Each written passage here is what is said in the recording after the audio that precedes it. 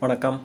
எல்லோரும் எதிர்பார்த்துருந்த மெட்ராஸ் ஹைகோர்ட் எக்ஸாமோட ஃபைனல் செலெக்ஷன் லிஸ்ட்டு வெளியாகிட்டு இப்போ சமீபத்தில் பார்த்திங்கன்னா 10th குவாலிஃபிகேஷனுக்கான 2 எக்ஸாம்ஸ் நடந்து அதுக்கான இன்டர்வியூஸ் நடந்துருந்துச்சு.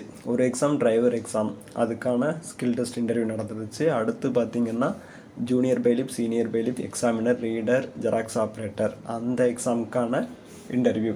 அது ரெண்டுக்குமான இன்டர்வியூ மார்க்கோடு சேர்த்து ஃபைனல் செலெக்ஷன் லிஸ்ட்டு, இதுதான் ஃபைனல் செலெக்ஷன் லிஸ்ட்டு.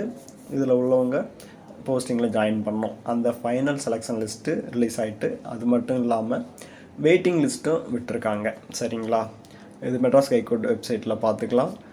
இது எதிர்பார்த்துக்கிட்டு இருந்தோம், ஏப்ரல் கடைசியில் வரும்னு சொல்லியிருந்தோம். அது மாதிரி வந்துட்டு நீங்கள் ஃபைனல் செலெக்ஷன் லிஸ்ட்டு பார்த்தீங்கன்னா டவுன்லோட் பண்ணிவிட்டு அதில் உங்கள் நம்பர் இருக்கான்னு செக் பண்ணிக்கலாம். அதே மாதிரி வெயிட்டிங் லிஸ்ட்டும் செக் பண்ணிக்கலாம்.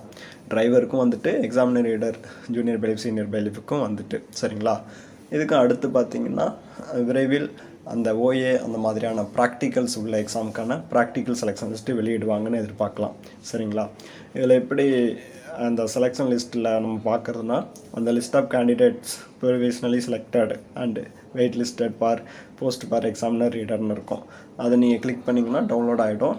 அதில் பார்த்தீங்கன்னா ப்ரொவிஷனலி செலக்டட் லிஸ்ட்டும் இருக்கும், வெயிட்டிங் லிஸ்ட்டும் இருக்கும். சரிங்களா? செலக்டட்னால் நீங்கள் செலக்டட் கன்ஃபார்ம், உங்களுக்கு போஸ்ட்டு கன்ஃபார்மு. வெயிட்டிங் லிஸ்ட்டுனா ஒரு வேலை எப்பயாச்சும் சான்ஸ் கிடைக்கலாம், இதில் யாரும் ஜாயின் பண்ணாமல் இருந்தாலோ இல்லை 1 இயருக்குள்ளே லீவ் ஆனாலோ. அதனால் வெயிட்டிங் லிஸ்ட்டை ரொம்ப எதிர்பார்த்துருக்க வேண்டாம். சரிங்களா? இதில் எப்படி ரிசல்ட் பார்க்கறதுனா, இதை நீங்கள் டவுன்லோட் பண்ணிங்க. டவுன்லோட் பண்ணிவிட்டு இதை நீங்கள் டவுன்லோட் பண்ணிட்டீங்கன்னா இருக்கும். ஒரு டிஸ்ட்ரிக் வைஸாக நோட்டிஃபிகேஷன் நம்பர் போட்டு அது யாரெல்லாம் செலக்ட் ஆகிருக்கானுங்கிற அவங்க ரிஜிஸ்ட்ரேஷன் நம்பர் இருக்கும், நேம் இருக்காது. இப்போ எக்ஸாமுக்கு அரியலூர் டிஸ்ட்ரிக் எடுத்துக்கிட்டிங்கன்னா அதில் எக்ஸாமினருக்கு யார் செலக்ட் ஆகிருக்கா, சீனியர் பெய்லிஃப் யார், ஜூனியர் பெய்லிஃப் யாருன்னு ஒரு போஸ்ட் வைஸாகவும் டிஸ்ட்ரிக் வைஸாகவும் கொடுத்துருப்பாங்க. அவங்க செலக்ட் ஆனவங்க ரிஜிஸ்டர் நம்பர் கொடுத்துருப்பாங்க. அது போட்டு அடுத்து அவங்க என்ன மேலா ஃபீமேலா, என்ன கம்யூனிட்டி, அவங்களோட டோட்டல் மார்க்கு இன்டர்வியூ மார்க்கோட சேர்த்து எவ்வளவு, அடுத்து என்ன கேட்டகரியில் செலக்ட் ஆகிருக்காங்க எல்லாமே இருக்கும், பார்த்துக்கலாம். நீங்கள் உங்களோட ரிஜிஸ்டர் நம்பரை இதில் சர்ச் ஆப்ஷன் கொடுத்து சர்ச் பண்ணிங்கன்னா உங்களோட ரிஜிஸ்டர் நம்பர் இருந்துச்சுன்னா அங்கே போயிட்டு காட்டும். அப்போ நீங்கள் பார்த்து தெரிஞ்சுக்கலாம் நம்ம செலக்ட் ஆகிருக்கோமா இல்லையான்னு சொல்லிட்டு. அதே மாதிரி வெயிட்டிங் லிஸ்ட்டுமே கொடுத்துருப்பாங்க. செலெக்ஷன் லிஸ்ட்டு முடிஞ்ச பிறகு பார்த்தீங்கன்னா வெயிட்டிங் லிஸ்ட்டும் கொடுத்துருப்பாங்க, அதுவும் நீங்கள் பார்த்துக்கலாம். சரிங்களா? இது மாதிரி டிரைவருக்கும் கொடுத்துருக்காங்க, நீங்கள் பார்த்துக்கங்க. இதுதான் ஃபைனல் செலெக்ஷன் லிஸ்ட்டு. இதுக்கு பிறகு நீங்கள் ஜாயின் பண்ணுறது தான். அப்புறம் இந்த லிஸ்ட்டை பார்த்தீங்கன்னா ஒரு டிஸ்ட்ரிக் கோர்ட்டுக்கும் அனுப்பிடுவாங்க. டிஸ்ட்ரிக் கோர்ட்டுக்கு அனுப்பிட்டதுக்கு பிறகு அங்கே டிஸ்ட்ரிக் கோர்ட்லேருந்து உங்களுக்கு கால் லெட்டர் வரும்.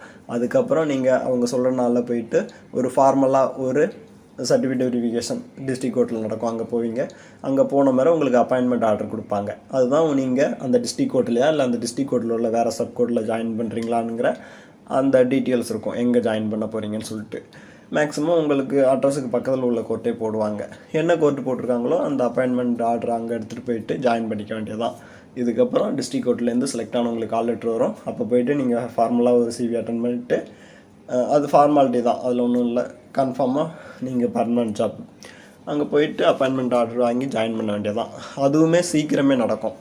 நம்ம ஏற்கனவே சொன்ன மாதிரி ஏப்ரல் மேக்குள்ளே அப்பாயின்மெண்ட்டே முடிக்க போகிறாங்க அப்படின்னு சொல்லியிருந்தோம். அது மாதிரி இதை முடிச்சுட்டு தான் அப்புறம் மேயில் ஓஏ மாதிரி ப்ராக்டிக்கல் உள்ள எக்ஸாமுக்கான ப்ராக்டிக்கல்ஸ் வைக்க போகிறாங்க. அப்போ அதோட செலெக்ஷன் லிஸ்ட்டும் இந்த மந்த் எண்ட்லேயோ இல்லை மே ஸ்டார்டிங்லேயோ எதிர்பார்க்கலாம். ஏன்னா மேயில் தான் ஸ்கூல்ஸ் எல்லாம் இருக்காது, எக்ஸாம் சென்டர் நல்லா அவைலபிளாக இருக்கும். அதனால தான் சொல்லியிருந்தோம் ஏப்ரல் லாஸ்ட்டில் கண்டிப்பாக ஃபைனல் செலெக்ஷன் லிஸ்ட்டு கொடுத்து அடுத்து அப்பாயின்மெண்ட்டுக்கான ப்ராசஸாக ஸ்டார்ட் ஆகிடும். அதே சமயத்தில் ஓஏ மாதிரியான எக்ஸாமுக்கான ப்ராக்டிக்கல்ஸும் நடக்கும், அதுக்கான செலெக்ஷன் லிஸ்ட்டும் வரும்னு. ஓகே, செலக்ட் ஆன எல்லாருக்கும் ஆல் தி பெஸ்ட்டு. மற்றவங்க அடுத்த எக்ஸாமுக்கு ப்ரிப்பேர் பண்ணி நல்லா பண்ணலாம். Okay, thank you.